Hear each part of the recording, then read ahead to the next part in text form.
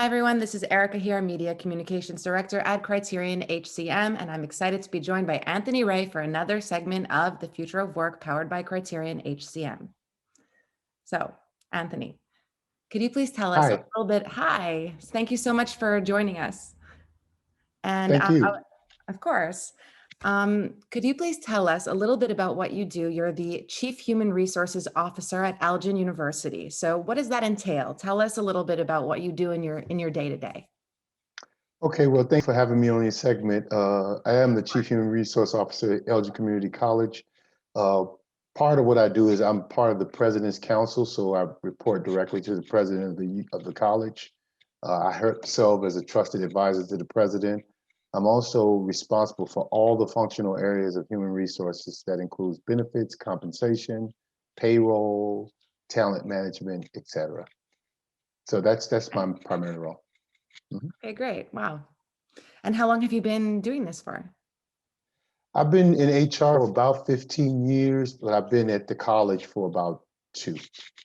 Okay, great. Okay, so let's begin. Today, we're going to be speaking about employee engagement, remote work, and learning. So let's start with employee engagement. Mhm. So could you tell us a little bit about how do you motivate and keep employees engaged? Okay, I think part of the way you do it is by listening to employees and creating avenues for listening. So whether it's feedback sessions, one of the things we set up was called a HROC committee, that's Human Resource Outreach Committee. So Okay. committee. And basically what we did was we set up a table at the college where people would walk by and we would just be there to answer questions, make ourselves available so that people could ask questions, give their feedback. But I think the key is to always be listening and let the employees know that you're always available. Could you tell us some other best practices that you've observed and might like to share with us? Yeah, I think that we all know what the main reason why employees come to work, and that's to get paid. So if they may love the work, they may not love the work, but we all like to get paid. So one of the things we have to make sure is that our compensation structure is in place and that Mhm. it's fair and it's transparent. So I think that's a good best practice. I think surveying employees to find out what's important to employees in an aggregate sense is important as well. And then one of the things I like to do, even though I'm an executive level, I like to keep my ears to the ground. In other words, I like to walk around, talk to employees, just to hear directly from employees what's going on, I will say on the ground level. Okay, excellent. Are there some metrics that you would recommend to measure engagement? You know, there's so many: NPS, employment happiness. Which Mhm. ones do you rely on? Yeah, I think I really like to go back to the basic survey data. Okay. I think that you do initial survey, you get your baseline, and then you continue to ask those questions periodically. Uh, Okay. uh, Maybe once every year or two, you're asking Okay. those questions and those same questions so that you would know. And then you look at your turnover rate. Turnover will tell you a lot about employee engagement. So let's hop into the next topic, which is Yeah. learning. So, Okay. how do you use technology to promote learning? Right now, we do have a platform that we use um, that we house all of our different vendors and all of our different offerings for learning in this one platform. Employees can go sign up for even if it's in-person classes or they can take online classes.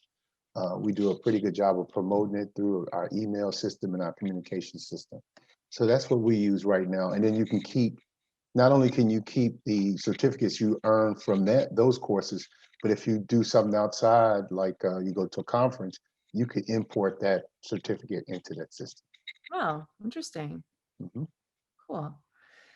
So, how can learning be used as a tool to grow employees within an organization? Well, I think it's a couple of things you can do. Let's swing from the negative to the positive. I think the negative is if you have employees with performance issues. Even if you introduce it through the performance improvement plan or as a result of discipline, you can introduce courses that they may need to improve their behavior. But what we really should be doing, if you have an annual performance evaluation program, you should be um, introducing new ideas for training for employees to grow and improve themselves, because no employee is perfect.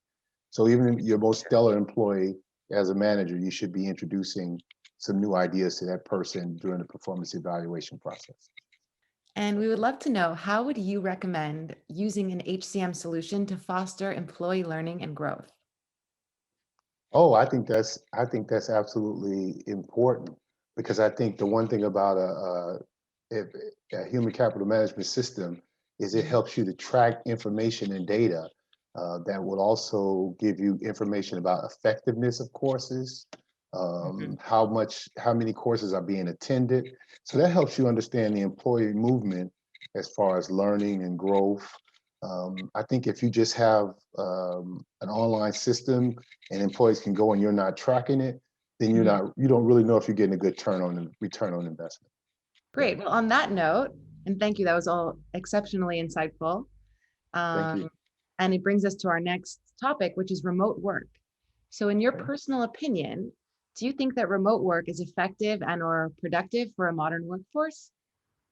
Yes, I do. And me personally, I love it. I mean, I was a remote worker at my previous job, and it was the first time I've ever done it.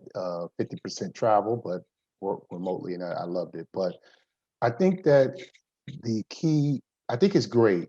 The key is managing the employees, because you have the possibility of employees who feel like they're always at work. One of the problems with people who work remotely is they'll just jump on the computer all of a sudden. Oh, let me send this email, or let me check Mhm. my schedule. And you have to manage that so people don't feel like they're on the clock 24/7. But then Exactly. there's also being able to manage those people who are not quite keeping up with work as they should. Maybe they're not as tech savvy, or maybe they need the motivation. And so learning how to do that and learning how to manage those people are great. But I think remote work is the future of work, to be honest with you. It's definitely in the era that we're living in, it's definitely going to play a major role in every Yes, industry, I would absolutely. imagine. Mhm. So, in what way has your HCM solution enabled your employee engagement to continue to thrive during periods of remote work? That's a good question, because we haven't been able to really leverage it in a way that we would like. I think the best advantage we've taken of it is, and I don't count Zoom as HCM, is making classes or courses available on how to manage remote workers, and giving our managers tools through our learning system on how to manage remote work, and training workers on what remote work should look like. So that's the best use we've got of it now. And I say that because really we were a land-based, location-based organization. That's what we Mhm. do best. So this flip to remote work was really a lot for us. Okay. And it's going well now? You guys have made that Yeah, transition? it's going great. We're getting used to it. We are going to do some return to work, but we recognize that going forward, we're going to have to allow some remote work in the Mhm. future. So, I would love to ask you specifically this question is, how can an HR leader like yourself use technology to encourage increased employees' productivity? Oh, that's a good one. I think, first of all, once you have defined productivity metrics, so if Mhm. you know how you want to measure productivity, I think one of the things you want to do as an HR leader is have a dashboard for all your executives, something that refreshes itself either once a day or once a week, depending on the speed of your business. And then that'll help you see employee productivity. It'll help you see where your failings are. And then each organization has to pick what's important for them for their dashboard.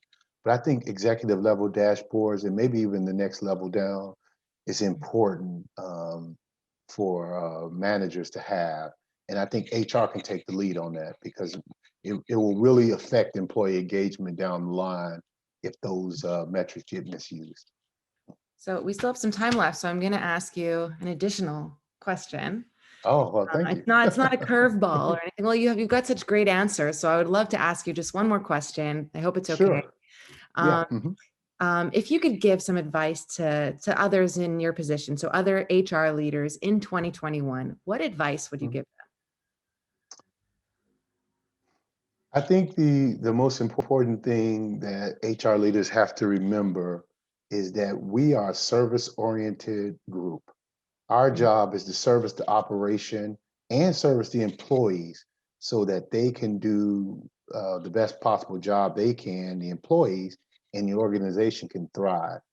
mhm, Organizations don't need to be thinking about pay problems. They don't need to be thinking about benefit problems. And our employees as well. They have a job to do, let them do their job. An organization has a design or a goal it wants to meet, let them do that. And we serve as sort of that third leg with finance and operations to make mhm. for a very stable organization. So I think the best thing we can do is be really service oriented and be very helpful into making those things work. Great advice. Thank you. On that note, I would like to thank you again for joining us on today's Future of Work session, powered by Criterion HCM. We really Thank you. appreciate, of course, well, thank you. We really appreciate you taking your time to join us, and our listeners certainly learned something about today's conversation. So thank you, and we hope to see you again. All right. Thank you. Thank Thank you you for your so much. time.